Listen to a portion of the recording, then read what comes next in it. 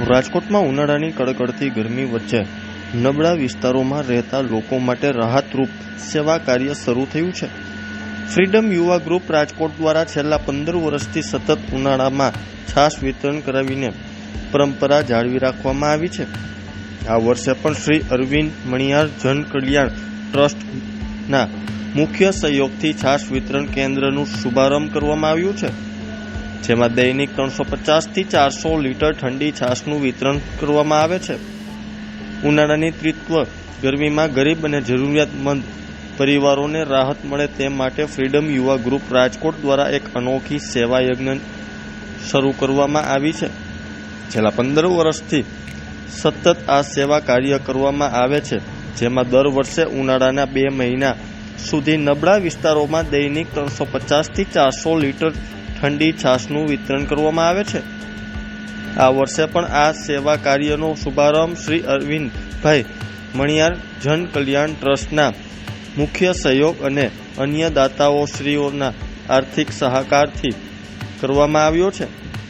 આ પ્રસંગનો ટ્રસ્ટના પ્રતિનિધિઓ સહિત જાહેર જીવન અને સામાજિક ક્ષેત્રના અગ્રણીઓએ ઉપસ્થિતિ રહ્યા હતા અને આ સેવા કાર્યને બિરદાવ્યું હતું. ગરમીમાં તરસ અને તાપથી પીડાતા લોકો માટે આ છાશ વિતરણ કેન્દ્ર આશીર્વાદરૂપ સાબિત થઈ શકે છે. ખાસ કરીને નબળા વિસ્તારોમાં રહેતા લોકો માટે આ સેવા ખૂબ જ ઉપયોગી છે. છાશ વિતરણનો દૈનિક ખર્ચ અંદાજે 2500 રૂપિયા થાય છે.